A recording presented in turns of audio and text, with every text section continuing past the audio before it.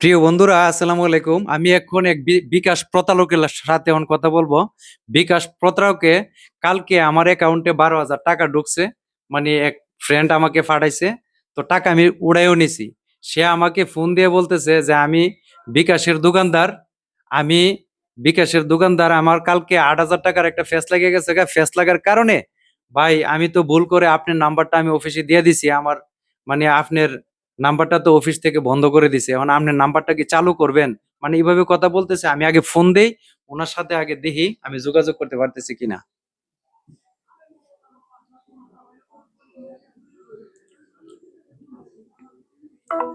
Call দিছি, waiting এ আছে, উনি ব্যস্ত আছে, হয়তো আরেক কেউরে ঠকানোর চেষ্টা করতেছে।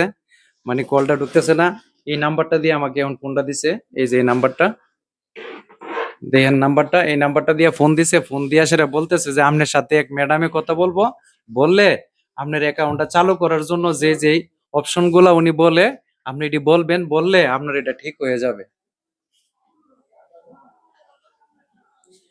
যে কলটা ওয়েটিং এ আসতেছে বারবারে। আমি বারবার কল দেওয়ার চেষ্টা করতেছি, মানে উনি বারবার ওয়েটিং এ আছে বুঝাইতেছে। মানে অন্য হানা মনে হয় আবার ফোন দিছে, কাকে ঠকানো যায় ওই ধরনের চিন্তা ভাবনা করতেছে। মানে আমার শরীরে সত্য কথা এখন কাঁপ আইসা পড়ছে ওর ইয়াটা দেখিয়া। আমি তখন কলটা ঢোকাইতে পারতেছি না। আমি কলটা ঢোকাইতে পারতেছি না। একটু একটু আমি অনেকবার চেষ্টা করলাম ওনার সাথে যোগাযোগ করার জন্য, কিন্তু উনি এখন নাম্বারটা বর্তমানে বন্ধ করে রাখছে। মানে বারবার ওয়েটিং দেখাইতেছে, কলটা কোনোভাবেই ঢুকতেছে না। আমি আরেকটা মোবাইল দিয়ে ফোন দিছি, কিন্তু কলটা ঢুকতেছে না। এইসব প্রতারকের নাম্বারগুলো আপনারা একটু খেয়াল রাখবেন। এবং এরা এরকম শুদ্ধ করে, এরকম শুদ্ধ ভাষায় কথাটা বলবো আপনাকে, মানে আপনি বিশ্বাস করতে মানে বিন্দুমাত্র দেরি হবে না। কারণ এভাবে আমার নিজস্ব মানে আমার আত্মীয়, আমার নিকট আত্মীয়, আমার শালির থেকে 10,000 টাকা ওর স্বামী প্রবাস থেকে পাঠাইছে। এই টাকাটা পরের দিনই সে রাত্রেবেলা, মানে রাত্রে সন্ধ্যা 7টা 7:30টার দিকে টাকাটা আসছে। রাত্রে 12টার দিকে প্রতারকে কল দিছে, দিয়া বলতেছে যে আপনার অ্যাকাউন্টে 10,000 টাকা ঢুকছে। এই টাকাটা আমরা মানে ভুল করে ট্রান্সফার করছি, টাকাটা অন্যভাবে আপনার মোবাইলে আসলে এখন এটার জন্য কিন্তু আপনার মামলা হয়ে যাবে। এখন ও তো মহিলা মানুষ, মানে ডরাই গেছে, বই পেয়ে গেছে। তারপর সেরে বিভিন্ন ভাবে ফিন নাম্বার দিছে, ইয়ে দিছে, দিয়া টাকাটা নিয়ে গেছে রাত্রেবেলা। তো যাই হোক, এখন এইসব প্রতারক থেকে সবাই সাবধান থাকবেন।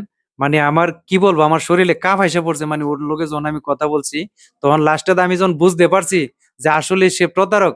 আমি মানে আমার কোনো ম্যাডামে ফোন দেওয়া লাগবে না। আর আমার বিকাশে যদি কোনো সমস্যা আসে, তাইলে আমি কথা বলবো বিকাশ অফিসে কথা বললা আমার অ্যাকাউন্ট নাম্বার সংশোধন আমি নিজেই করতে পারবো। আমার অ্যাকাউন্ট নাম্বারটা আপনি সংশোধন করে দিতে হবে না। এই কথা বলার পরপরই সে ফোনটা কেটে দিছে। তো সবাই এই ধরনের প্রতারক থেকে সাবধান থাকবেন, সাবধান থাকবেন। তো ভিডিওটা সবাই শেয়ার করবেন, সবাইকে এই নাম্বারটা দিয়ে মানে সরিয়ে দিবেন, যাতে এই প্রতারক গুলা এই ধরনের কাজ আর না করতে পারে। ধন্যবাদ সবাইকে। আসসালামু আলাইকুম।